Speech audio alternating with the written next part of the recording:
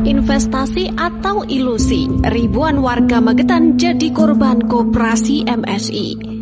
Magetan kembali tercoreng oleh kisah kelam ribuan warga kehilangan uang hasil jeripayah mereka.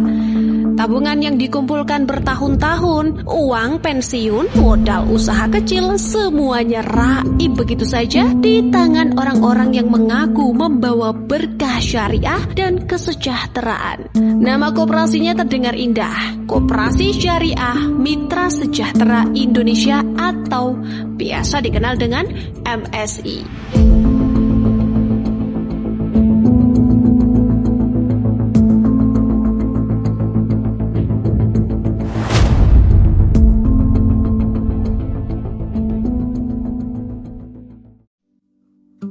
Halo teman-teman pendengar, kembali lagi.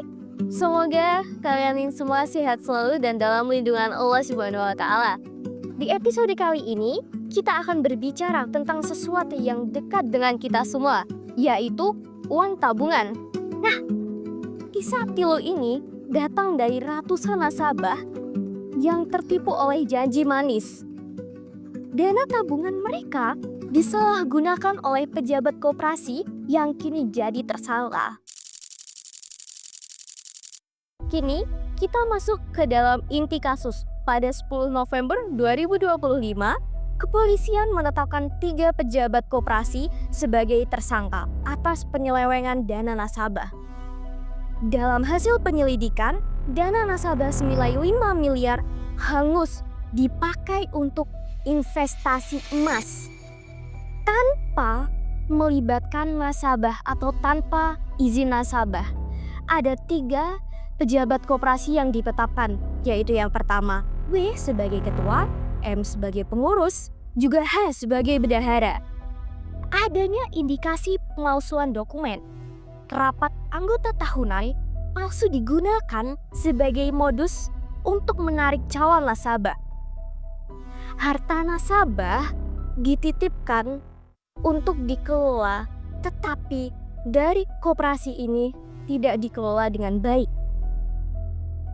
Dana nasabah yang seharusnya dititipkan secara amanah dan bisa ditarik sewaktu-waktu justru diinvestasikan ke trading tanpa persetujuan dari nasabah. Kasus ini menunjukkan bagaimana akad yang semestinya memiliki prinsip syariah bisa diselewengkan jika integritas pengurus hilang.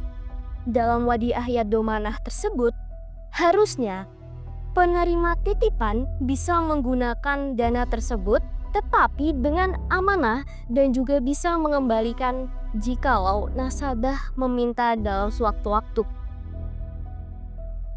Saat penerima titipan menggunakan dana secara pribadi tanpa adanya izin dari nasabah, itu sudah termasuk melewati batas amanah. Kasus di MSI juga memperlihatkan kelemahan kontrol internal, seperti dokumen rapat palsu, ketidakjelasan laporan keuangan, juga ketidakmampuan nasabah untuk memantau dana. Ini jadi pelajaran penting. Akta syariah yang saja tidak cukup, harus dibarengi tata kelola yang baik.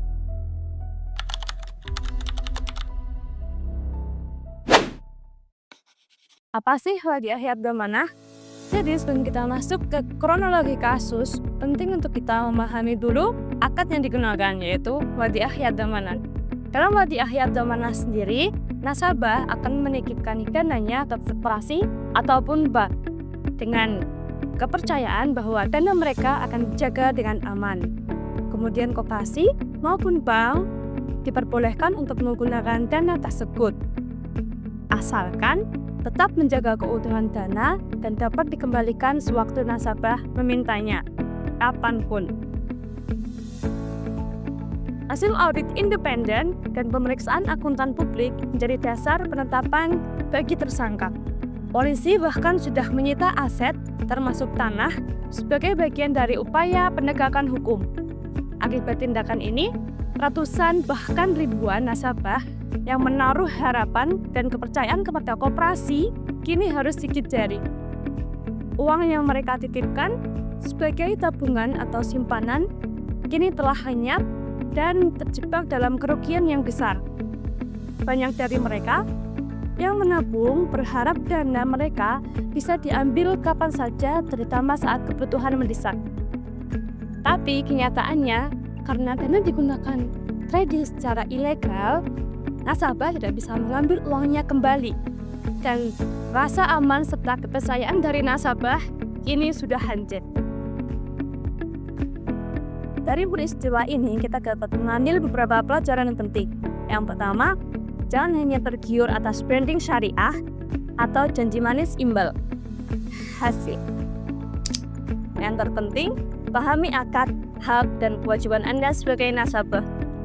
Yang kedua, pastikan koperasi atau lembaga tempat Anda menabung punya reputasi dan transparansi, termasuk laporan keuangan dan mekanisme audit. Lalu yang ketiga, sebagai masyarakat, kita berhak meminta pertanggungjawaban atas penyalahgunaan amanah, baik secara hukum maupun moral. Dari kasus KSPP MSI, ini bukan hanya soal uang yang hilang, tapi soal amanah yang dilanggar.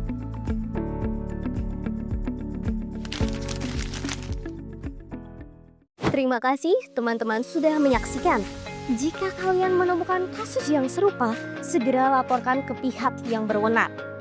Semoga dengan adanya kasus ini membuat kita melek dan juga lebih berhati-hati dalam memilih koperasi. Sampai jumpa di lain video.